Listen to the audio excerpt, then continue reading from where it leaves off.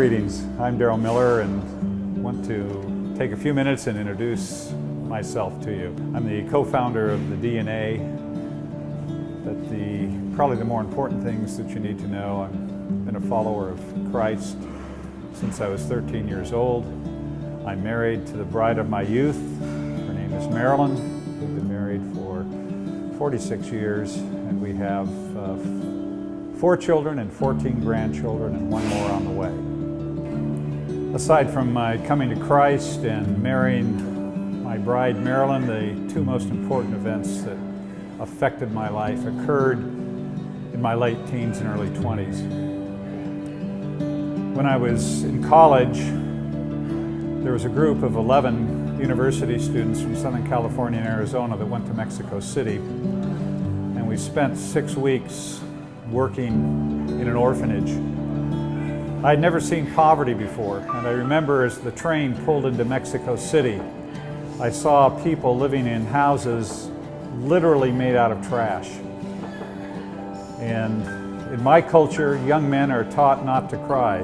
Women cry, men don't cry. And as I looked out the window of that train, I began to weep. It's like you had taken me to another planet. I'd never seen anything like this in my life, and my heart was broken for the poor.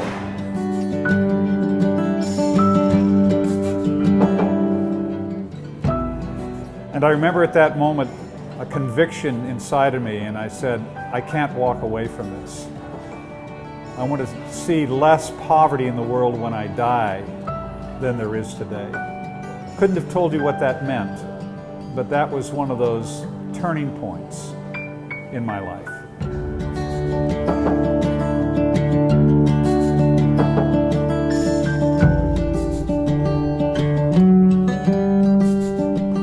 The second event occurred a number of years later. I'm married now. My wife and I are hitchhiking around Europe, and we ended up in a Swiss farm village called Waymo at a place called L'Abri Fellowship with Francis and Eva Schaefer. I remember one night we were having dinner with Debbie and Udo Mittelman. Udo's a German lawyer. It was the winter time. We were sitting around with a group of 10 people in this 400-year-old Swiss chalet.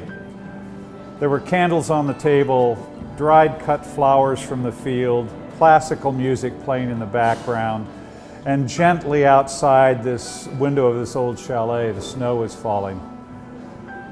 Wonderful, wonderful evening. And Udo turned to me and he said, you know, Darrow, Christianity's true, even if you don't believe it.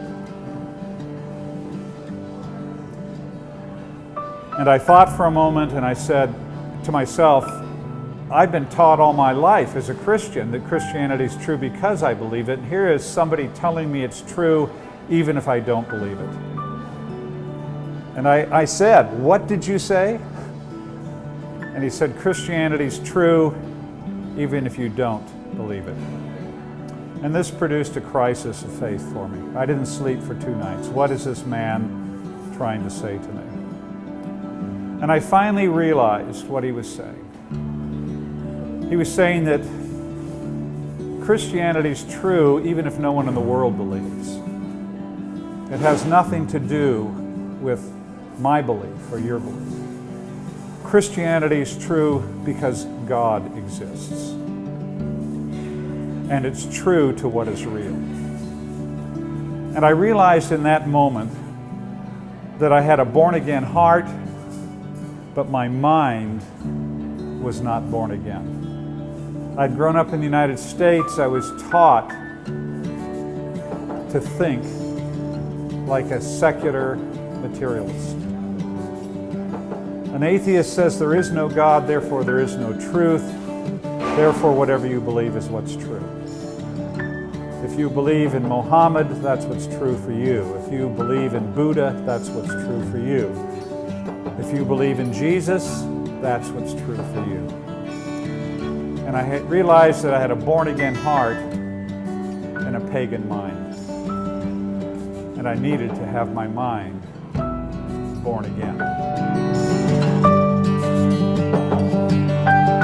When I I was in my early 30s, I had the opportunity to go to work for an international relief and development organization called Food for the Hungry. I had been significantly influenced as a young Christian by Ron Sider's book, Rich Christians in an Age of Hunger, and this piggybacked on my broken heart for the poor. And I thought that people were poor because they lacked resources, and the way to solve the problems of hunger and poverty was to provide outside resources. As I began traveling with Food for the Hungry, I began to be uncomfortable with this paradigm, this way of seeing poverty. I remember visiting Haiti on one of my first trips, and at that point there were 1,000 relief and development organizations and mission organizations working in Haiti, and they were pouring hundreds of millions of dollars into Haiti every year, and yet Haiti was destitute. And I couldn't understand, with all these organizations and all this money, why the country was as poor as it was. Then I went over to the Dominican Republic, to a community where Food for the Hungry was working, the community of Constanza. And Constanza was located in a beautiful, what you would call, if you were in Europe, a beautiful alpine valley. There was no snow, but there were mountains, a fertile valley with a river running through it, and yet the people were poor. But I noticed on the side of the hill overlooking the valley, there were some what we would call middle-class homes, and I began to ask people, who live in those homes?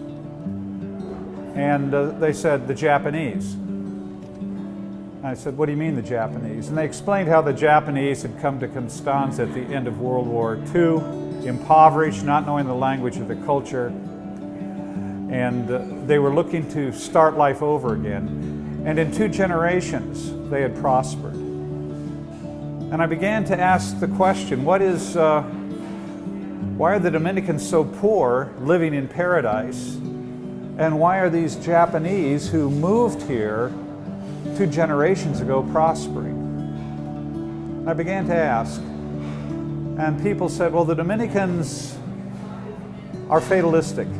They believe they were born poor and they would die poor. And I said, well, what about the Japanese?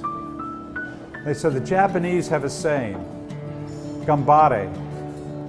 I said, well, what is gambare? They said, never give up. Always try harder. And in that moment, I remembered what I'd learned at L'Abri about the power and importance of worldview. And I began to ask the question about the cause of poverty. Is it really lack of resources? Or is it lack of a biblical understanding of reality? And these 2 events, the event of my university days of seeing poverty for the first time, and then what I learned at L'Abri from Francis Schaeffer, came together at that moment of my life. And they have shaped the rest of my life and what I teach. I'm looking forward to engaging with you and being part of this process in your lives. I hope you enjoy this time together.